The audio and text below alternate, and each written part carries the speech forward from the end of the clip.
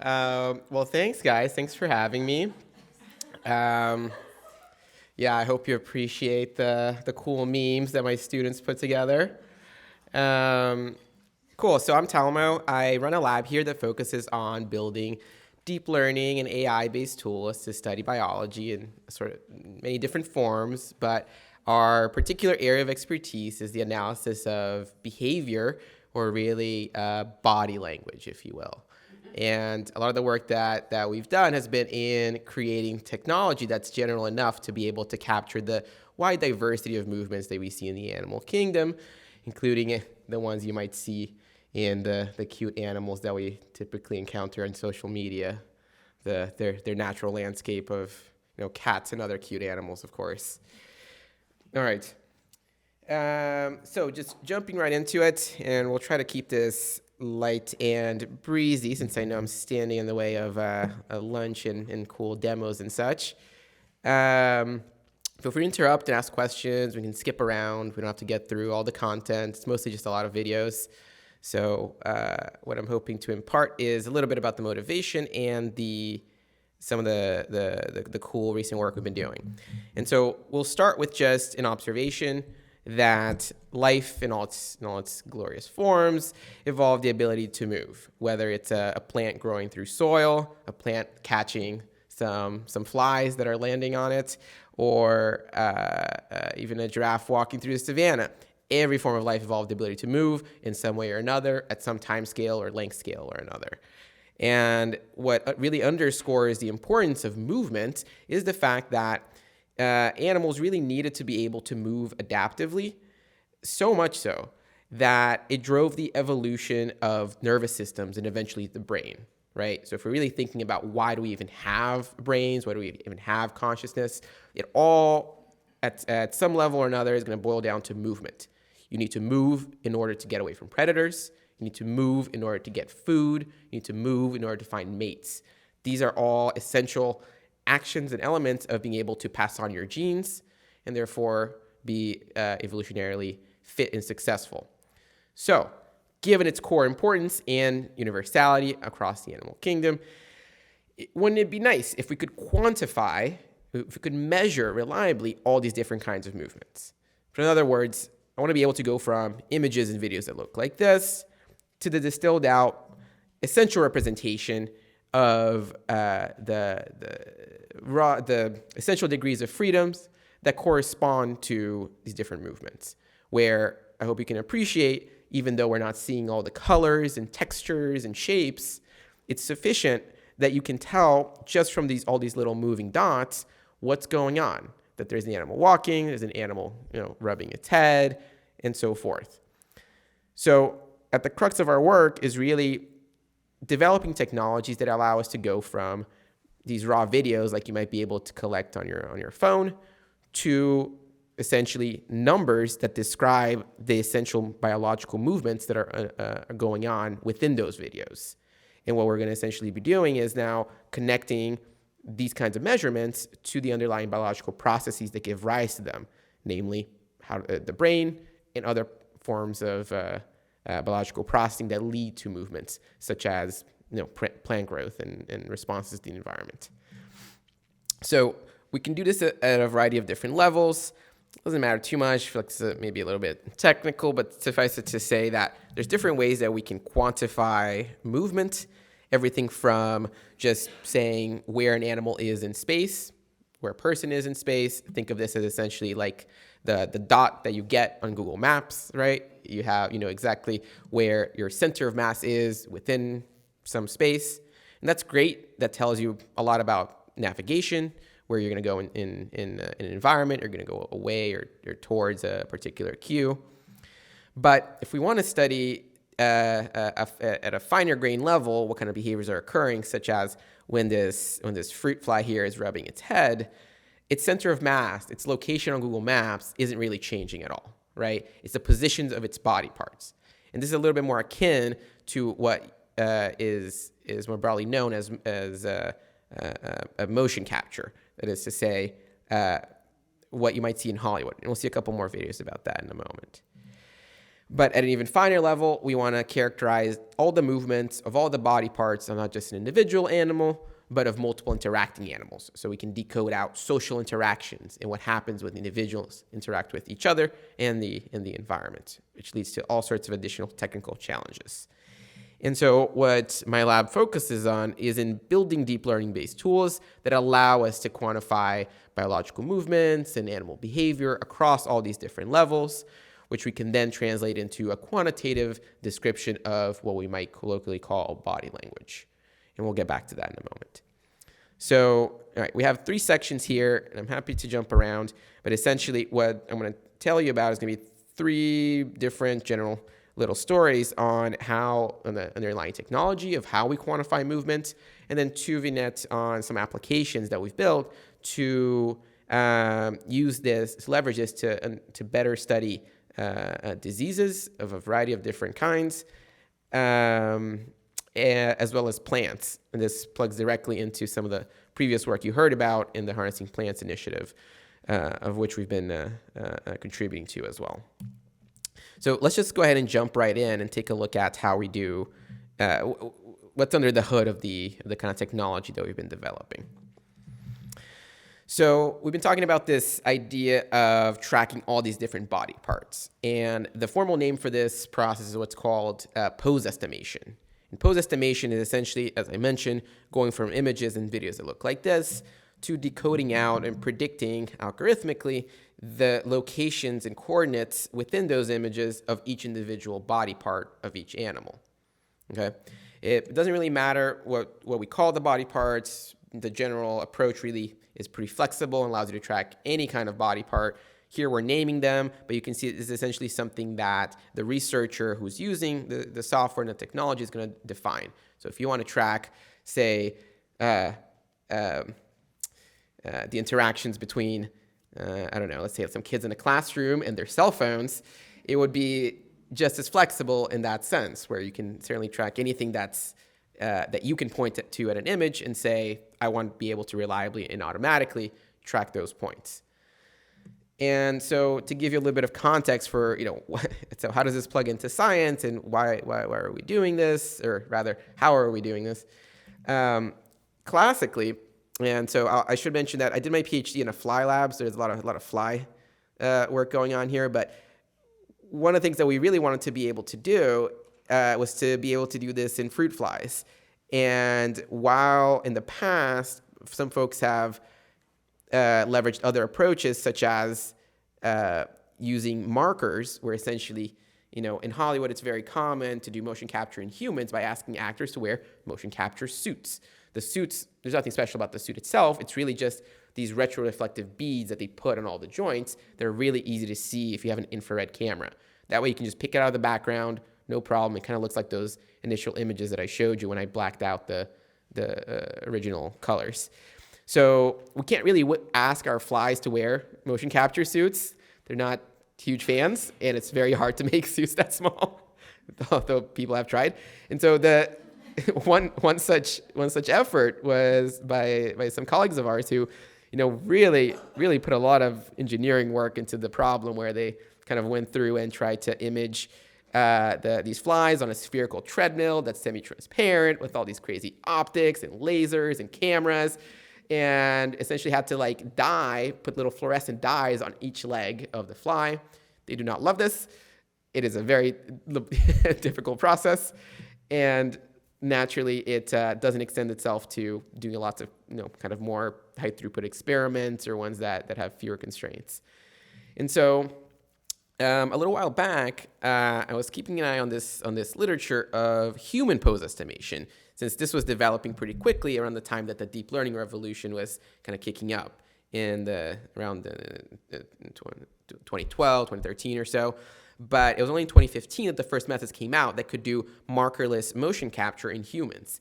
And so here you have, a dancer kind of executing a pretty complex, dance sequence that involves all sorts of movements away and towards the camera and all sorts of other kind of classical issues. But as you can see, she's not wearing a motion capture suit. And yet this was still able to recover all these individual body parts. So we looked at this and we're like, well, why can't we do it?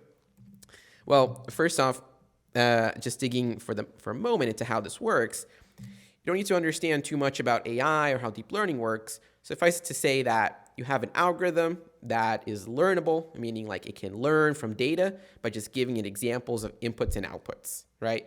This is what you're getting. This is what you should produce.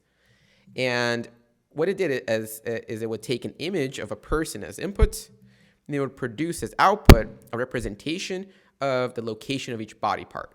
Essentially, these are effectively heat maps or little images that are brighter in the locations that correspond to the locations of those body parts. So essentially, we can just ask this neural network to learn, to predict these probability maps that tell you the probability of each body part being located in each part of the image. It's not that difficult conceptually. It's just a lot of engineering work to kind of set up the thing to work well with these inputs and outputs. But at the end of the day, it'll give you back your pose coordinates. Now, the challenge was just that it was thought to only be possible when you have a lot of data, right? Like hundreds of thousands of labeled images that big tech companies had paid a lot of money to ask a lot of people to label and annotate it and get to that point. And the issue is that anytime we have a new animal, a new lab setting, a new camera, a new meme on Twitter, like it's going to be a whole big ordeal to try to generate that much labeled data. And when I say label, once again, I mean very literally somebody's, sitting in front of these images and clicking on all the elbows and all the knees and all the et cetera, right? It's a lot of clicking, a lot of work. So we developed a method called LEAP that attempts to get around this. LEAP stands for Leap Estimates Animal Pose. It's a cute recursive acronym. And it worked in a similar way in the sense that it took an image as input, ran it through a neural network that then learned to predict these probabilities. And what we did was we engineered an artificial neural network architecture that was much more lightweight and much better kind of size to the problem. And the result was that we were now able to achieve that same task of doing markerless motion capture, that is, predicting the locations of all these body parts with really very few images. So rather than having to click on 100,000 or 250,000 images, we found that even with as few as around 250 images, so 1,000-fold fewer images than was being reported, we could still get away with it, and it would still work and be as accurate as a human would be. And what that meant was that all of a sudden, we now have this tool that allows us to track basically any kind of motion that you can see on a video, and it doesn't take very long because it doesn't take that long to really start clicking on a bunch of images. And because it can start working, maybe not as accurately, but it can work with as few as like tens of images, actually even a single image. That means that you can get started pretty much right away, get some initial predictions, and then all you have to do is correct the AI. And every time you go through the cycle of you teach it how to do better, it gives you back a result. You give it a grade. You get a C, not so good. Do better. It'll go back home. It'll cry, and then it'll eventually actually improve. So that was really cool. But as I mentioned, at that lower level of characterizing social behaviors, which is really where a lot of my interests lie, it gets a lot harder because now you have multiple interacting animals. You don't have the problem of just guessing where a single body part is, but rather you need to really reason about a much higher level task, right? And again, we don't need to get into the technical details, but suffice to say that just thinking conceptually about what it means to be an animal is something that really is a higher level algorithmic task. Even for us, if you had to kind of write down and come up with rules for it, then it is just locate the body parts. So while it was easy enough for us to generalize this to locate multiple heads and multiple tails, it's the same approach as before. We're just finding parts of the image that look like heads and look like tails. You can find it. It doesn't matter if there's only like one head or if there's 10 heads in the image. The algorithm will work the exact same way.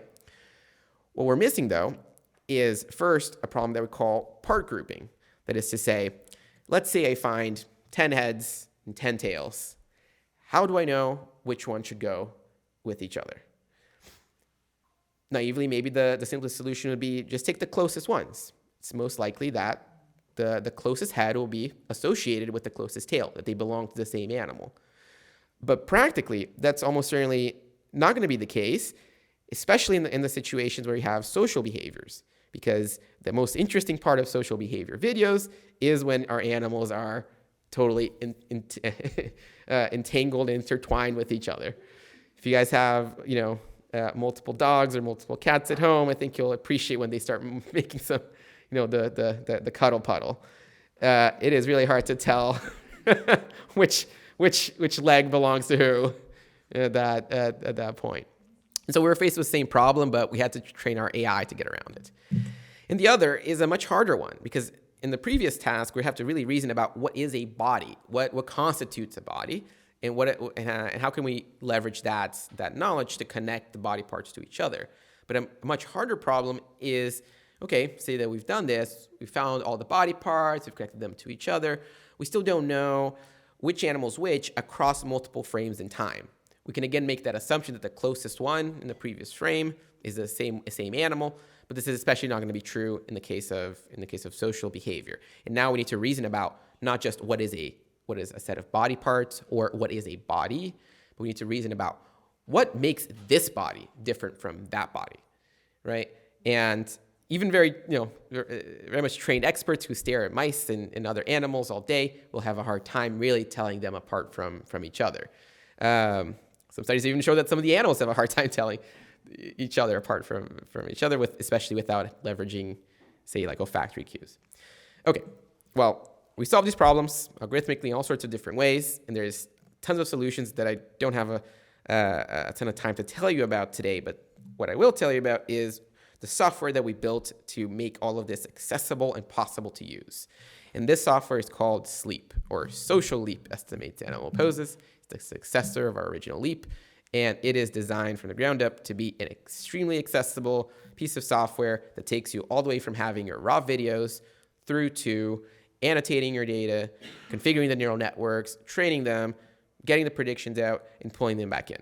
In other words, it marshals the power of deep learning to take you from raw images to any number of tracked body parts with any number of animals in any experimental setting, and so on and so forth, right? Really, really targeted at the general use case. And I should mention, when I say that this is accessible, it's been a lot more accessible than we expected. Our philosophy has always been that if somebody wants to use our research tool and they have a question, they can always come to our discussion board and ask those questions. But our thought is that if somebody's asking a question, and I'm sure you all as educators can appreciate this, one student asks the question, there's likely 10 other students who aren't bothering to raise their hands to ask that question. So our philosophy has always been to, rather than trying to answer the questions really well, to instead design the system and the software such that there shouldn't be a question in the first place, right? Maybe we're missing an extra line of instructions in the worksheet. Maybe our problem set wasn't as clear as we expected, or because maybe we didn't get a chance to cover a particular piece of it in class. So our idea has always been, let's make this more accessible by design. And so here's a short little demo video of what it looks like to step through that entire workflow. And what I hope you can appreciate is that it is entirely point and click. And so you're just going to drag in your video. This is an MP4 file that you can just grab off your phone or off the internet. And then everything is just done through this graphical user interface that's not too difficult to install. And it's all just point and click, right? You're going to click, drag, position the locations of the body parts. You're going to do that on a handful of frames, which you can then use to train your AI. And what you're going to see in a moment here is that we're going to start training the neural networks, and you're going to see in real time what the neural networks are thinking or what they're predicting as they go through the learning process. And there we have it, right? There are those heat maps, and you can see that it begins to improve over time pretty quickly. And then it'll pull those and it'll leverage those AIs that we just trained to then predict on new frames. And it won't do a perfect job in the very first round, but it'll do a pretty decent job, such that all you need to do is now essentially just grade it, and it'll improve it as it goes along. And so we've had folks from all over the world use this software. This is developed by a great team of software engineers, and we've seen a pretty constant growth in our user base I think most interestingly from folks that we really didn't expect this. We really built this for scientists and researchers in the first place, but we've had folks all the way down to middle schoolers who have been, reached out to us to ask for help because they were using it as part of their science fair projects or whatever else, which, really was really, I think, a true testament to all the work that we put in to make it user friendly. But it was also just really cute to see their project videos at the end. And then we use sleep to track our octopus or our cat video or whatever. But I think more remarkably, really, is that this has been even accessible to senior principal investigators and professors. I feel like those who, I'm never surprised when I see kids do a good job at learning computer things, but what I've been a lot more surprised by is seeing some of my more senior faculty colleagues be able to pick it up and actually use it. In any case, this thing, accessible, works really well, works in lots of settings.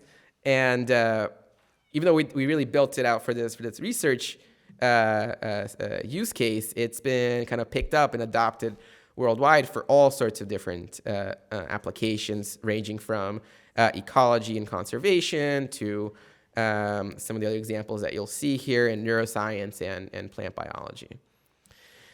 Okay, so as I mentioned, put a lot of work into the software engineering of the system. And so if there's going to be one maybe more general takeaway here is that,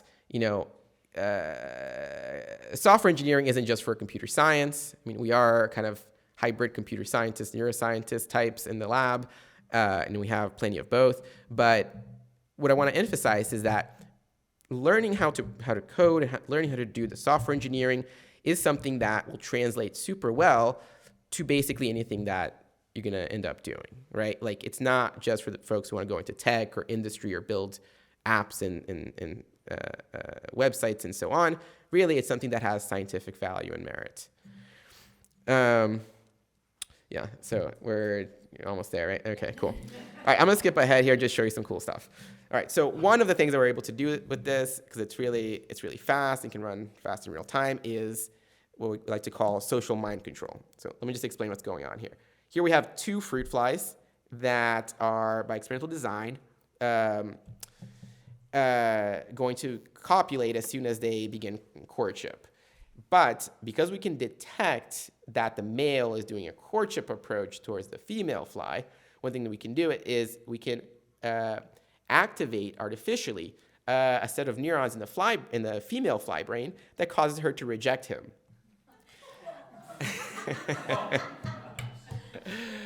It's a bummer, I know, but they're fine. They get plenty of action. But in this particular setting, they don't, because we can essentially detect the social behavior of one animal, and using our software, artificially control the social behavior response of another. And what this allows us to do is essentially then try to leverage these tools to understand how do different parts of the brain mediate the different steps of complex social interactions. Okay, I want to skip through here then and just say, all right, we're doing this in 3D as well. Not surprising. We're doing this in 3D in a museum, which is a little surprising. We've been doing this in collaboration with the LA County Museum of Art to track humans in a museum-like setting. We're reconstructing all the exhibit pieces and leveraging that to try to build models of how does visual information and social interaction guide your future behavior as you're going to kind of progress through the museum exhibits. But it's the same technology under the hood. Okay, let me quickly skip ahead here and just show you one more quick vignette, and we'll probably just skip the plant stuff, I suppose.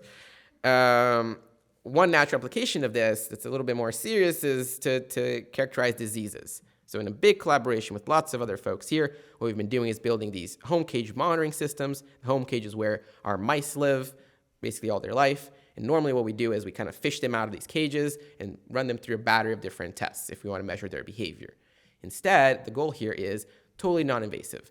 Let's just leave these mice in their little home cage, next to their little food box, next to their friends and so on, and never touch them. Instead, we're just going to monitor them 24/7, Big Brother style, and essentially leverage all this motion capture, especially because we're able to record this at high resolution and high frame rates for very long periods of time, basically their entire lifetime.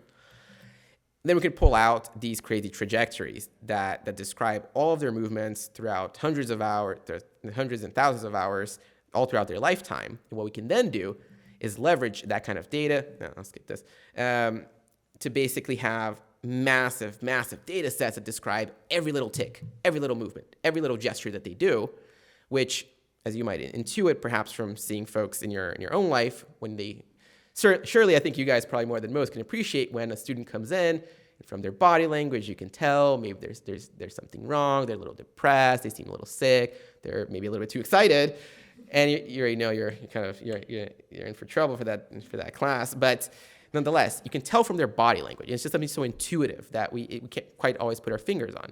And that's for a good reason. It's really hard to pull out these patterns. But what we've done is, in collaboration with our friends at Harvard and Stanford, is develop this algorithm that can discover behavioral syllables from these kinds of movements.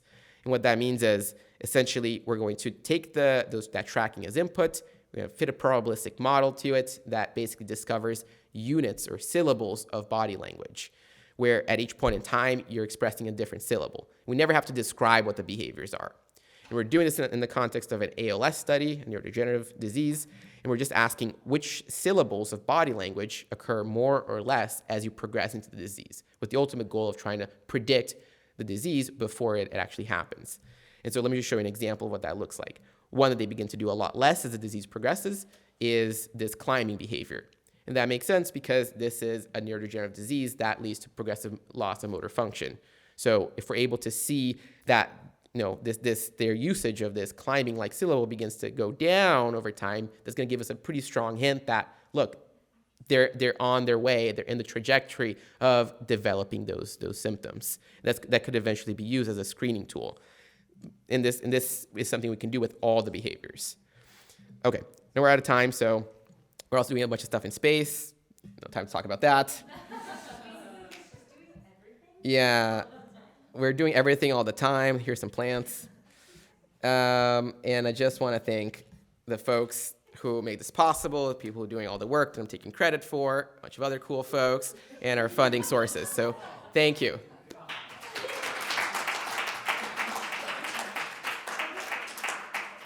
We're a little short on time, but we do have time for one or two questions. Does anyone have a question for Talmo? I just have a quick, all the billions of dollars spent in cartoons and animation, Yeah. video gaming, does that relate to, is there any crossover? Because that's just going to be so much money. Yeah, tons of crossover. In fact, the whole computer graphics and CGI community has really pushed the envelope as far as technology goes. And a lot of them are beginning to kind of convert over to markerless methods, but we take a lot of inspiration from that community, especially as they develop even better models to do inverse kinematics and fitting more physically realistic models. It's funny that their end objective is to make more realistic looking video games and movies. Our objective is to better, more faithfully capture all these little movements, because really the devil of the biology is in the details. So we're always kind of, I think, exchanging knowledge and techniques of the underlying engineering and AI methods. Yep. I think a big round of applause for Thanks, guys.